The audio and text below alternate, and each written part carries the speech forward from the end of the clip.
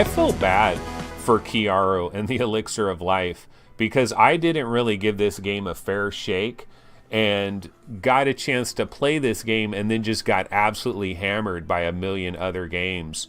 And this one just like slipped into the cracks. Definitely feel bad for Kiara and the Elixir of Life because that is a pretty cool game. Okay, so Prince Alexander in chat says, Anthony, are you sticking to the same format with the new channel?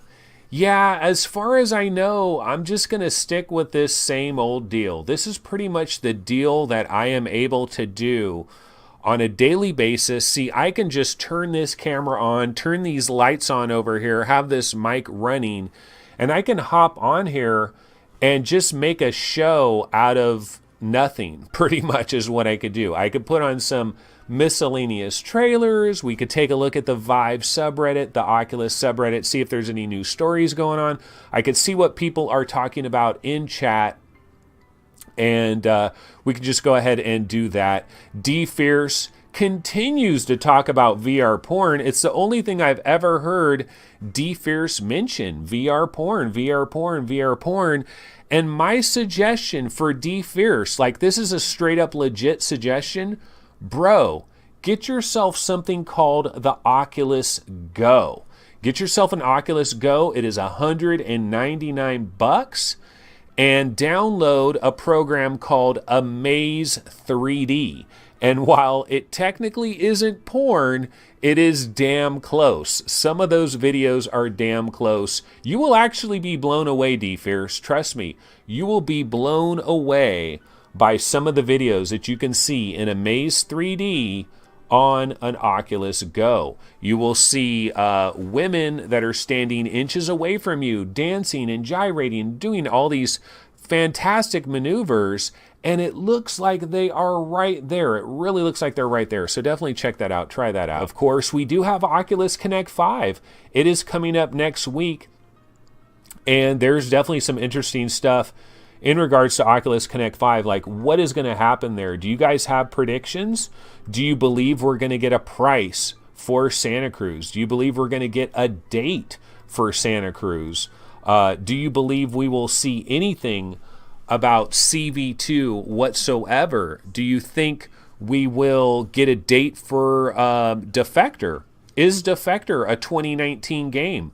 Prince Alexander says, Creed, time to put on your tank top. No, I think we'll take a break on the tank top stuff. You know what? I got to take a bite. This is Fuji apple. Beautiful, wonderful. This is part of my breakfast. Probably not a good idea to eat an apple during a live stream, though. I probably should have something that I slurp with a straw. Okay, Phil Yarn says Santa Cruz, Defector, and Stormlands. He wants a date for both of those. Oh, he's saying Santa Cruz, Defector, and Stormlands. He would like dates and prices for all three, probably. Santa Cruz, if you guys were on the VR Roundtable live stream, my prediction is $599 US late March 2019. That's my prediction for Santa Cruz. I know I'm coming in a bit high there on the price. Everybody else I think predicted $499, but I'm hoping for that Snapdragon 435. That is my hope. I hope that it comes in pretty kind of high end. I'm hoping for that. The Rex Terra says he hopes they show off the Half Dome again and maybe some more additional information on Half Dome. I wonder if Oculus is going to come out and officially say, look, we're not bringing out CV2 in 2019, folks. I wonder if they might, maybe they'll say early 2020 or something. I wonder if that will flash on the screen for Oculus CV2. Wonder if they'll give us any kind of a hint. Don't think about CV2 next year. Next year is the year of Santa Cruz, and then we will go to CV2 in 2020. I wonder if Oculus will do that or if they'll just like not even mention that. Let's see. In chat, Bullet Ape says they need to not be calling it Half Dome for too long. And Jim Hall says rather Santa Cruz is priced higher with better features. And Tezram says, do they call it the Half Dome because they can't look behind? another thing I'm wondering too is in regards to CV2. See, Scion is saying CV2, CV2, CV2. We need CV2. We can actually go back to Palmer Luckey way back in the beginning. Excuse me. Way back in the beginning, didn't Palmer Luckey say, this was back when he was working with Oculus and everything was good, didn't Palmer Luckey say something like, we're going to get new headsets faster than we get new consoles, but slower than we get phones? Like, you get a new phone every single year. We get new consoles usually every 5 to 6 years is when we get new consoles. So we're kind of on target, honestly, for a CV2. We really are on target. Like, if 2019 was a release of CV2, I don't think it would be a shocker of shockers. We're on target for that. But my opinion is, if we're all about Santa Cruz, if Santa Cruz is a product that is much more ready to go, I think they're going to go down the Santa Cruz road. And I think you bring both of them out the same year. I don't know. I think it's kind of a bad idea, because I think you're selling to a lot of the same enthusiasts. All of us that are super into Santa Cruz, we're probably super into CV2. And if you're super into CV2, you're probably kind of super into Santa Cruz as well. And each of them might be in the $500 range. Are you going to buy two of them in the same calendar year?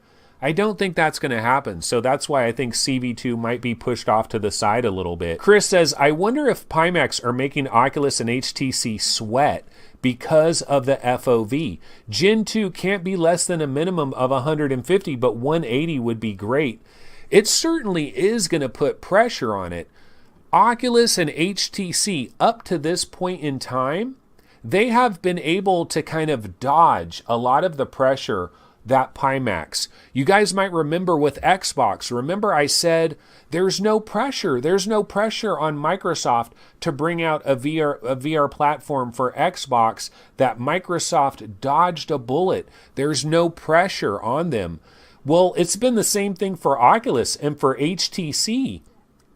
There's been no pressure from Pimax because it hasn't really been available. It's a news story on the subreddits. It's a news story on Upload VR. It's a news story on Road to VR. It's a news story for us enthusiasts. But your average everyday Joe Blow out there probably knows zip about Pimax 5K plus, 8K, doesn't know anything about this. And the reality is, although the pre-orders are going to start supposedly in October for all the non-Kickstarter backers that want to get their hands on a 5K plus or an 8K or any of these other things, they're likely not to be shipping this stuff until early in 2019.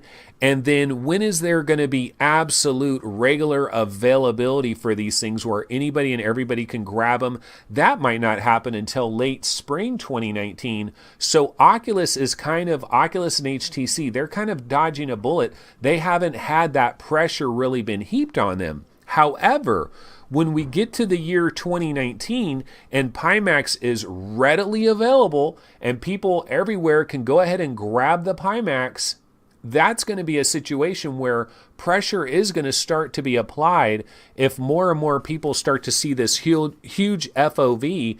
And then Oculus is like, well, we got something called the half dome. It's 140 degrees field of view. It's definitely a much bigger field of view. It's the same size headset, so it's nice and compact. That's a bonus. But we don't have this gigantic FOV. So is the pressure going to be there? We'll have to wait and see what happens with that. Now, VR Mania Q says, I believe they adopt half dome 140 degrees to Santa Cruz. Yeah, I mean, who knows what we're going to get in Santa Cruz? The final version of Santa Cruz, though, if they really do have a final version of Santa Cruz, what I want to see is, like, do they have lenses on the, do they have two lenses on the outside? Can we get some stereoscopic pass-through? Will it have possible AR support? Will it have any of that? I'm kind of curious about that. We know it's going to have 6 degrees of freedom on the headset and on the controllers. Will there be eye tracking? Probably doubtful, but maybe not. One of the cool things about when a company like Oculus makes a decision and finalizes a product, like when they have Santa Cruz finalized and it is what it is, and this is what we're putting out, and this is what it's going to have, they're locked in. They're locked in for multiple years. Santa Cruz likely will have a lifespan of potentially 3 years, of a major lifespan of about 3 years. So let's say Santa Cruz comes out March 2019. Then Santa Cruz can be a pretty major product for all of 2019, for all of 2020, and maybe for part of 2021. And then we'll probably have somebody lost audio. Okay, well, everything's good as far as I can see here. Okay, so anyway, maybe in 2021, they will replace Santa Cruz. So Santa Cruz probably has about a 3-year lifespan, which is probably what the Oculus Go has as well. You know, it's probably going to be a viable thing for about 3 years, and then they'll have something to replace it.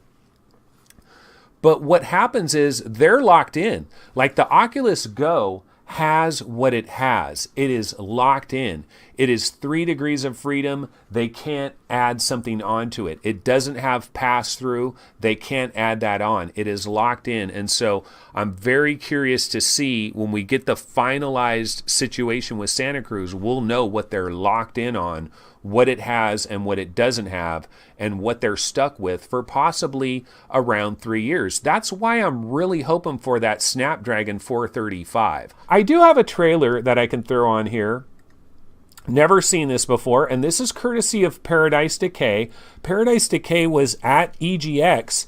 Have you guys seen his new video? It's pretty cool because I never saw Paradise like visually, like what he looks like and stuff. I thought all of his videos were mostly just him talking, but he has a new EGX video where he's at EGX. Here he is. Yeah, this is one of the trailers that let's check this out and we can talk about it when it's over. Galaxy. Now, several millennia later, the Roman rulers of the stars are the architects of the galactic arena, where the ancient traditions of gladiatorial combat are still played out for their entertainment. Enslaved frontline warriors from fallen worlds, known as Vanguards, are forced to do battle to the death, to regain their honor, their glory, and a chance to win the ultimate prize, freedom. Vanguard, the cross-platform multiplayer game. Play on PC, play on mobile, play in VR. Win your freedom. Vanguard, join the team, shape the game. So yeah, this is Vanguard, Fight for the Rudiarians or something like that. And this is cross-platform. It's a cross-platform multiplayer game. So this is probably going to be available on Oculus Go and on PC. And looks kind of cool. I mean, obviously we can tell the graphics have kind of been reduced quite a bit because, you know, it's designed to work on mobile. So you might be able to play this on your Go and on your Rift and on Steam.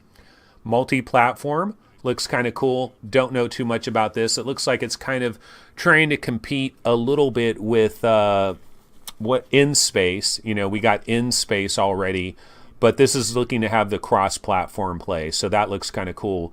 And Paradise says you can sign up for the beta for this already. So it's already there. Chris Gould says, shout out for Primordian. I downloaded this yesterday on sale. Man, this is one hell of a beautiful game. The best looking game in VR, period. Seeking Dawn, stand aside. That is a really good post there from Chris Gould. Yeah, I've talked about Primordian a number of times, and the one thing I've said about Primordian, I think it's absolutely perfect for a VR arcade. Like if you just wanted to put somebody in 10 minutes of an audio visual tour de force, that's kind of Primordian. Primordian is an audio visual tour de force. Just in terms of like you are on an alien world. It really feels like a Predator movie or Avatar or something. The jungle is really good. And then you get into the slow motion battles with these incredible looking enemies that you have to deal with, and it goes, you know, it's going super slow-mo, and it's like you're really inside of a movie. But after a while, it kind of overstays its welcomes in terms of like the combat. And this is what Bullet Ape is talking about here. He says, has the fighting in Primordian got better? Really didn't like the combat. I know the dev has updated the combat to a degree, and I believe the collision detection and stuff is a little bit better.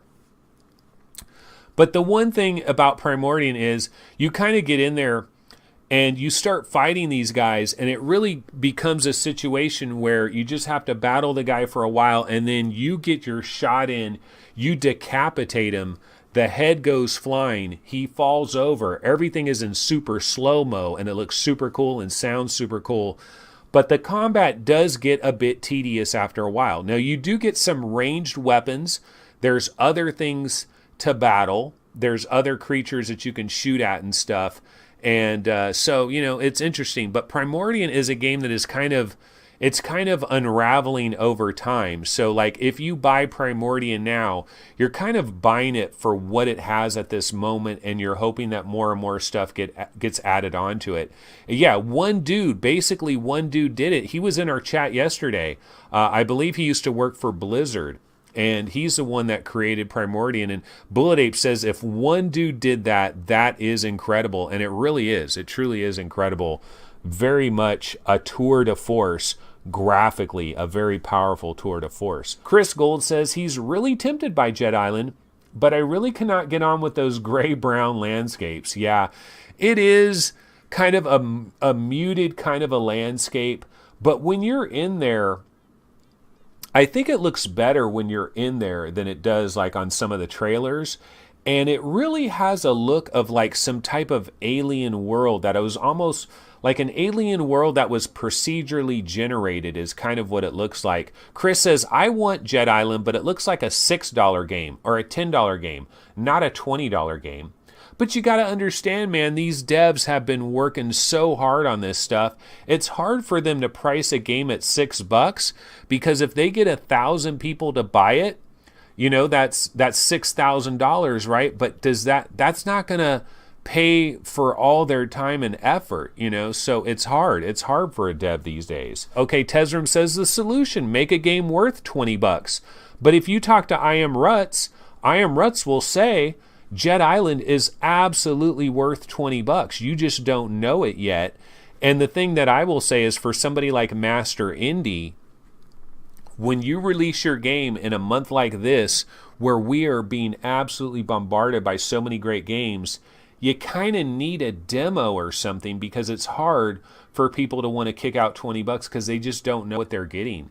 I Am Rhett says, when you're going down a crazy steep cliff on a hoverboard and you hit a super speed zone or a bounce zone, it is amazing, trust me. Well, I can say just going up the side of a gigantic mountain and you go boom and you go up the mountain and you're like flying, like you're thousands of feet in the air and you look down and you see that mountain down there and you see that ocean down there and you're like, whoa, I'm so freaking high up in the sky.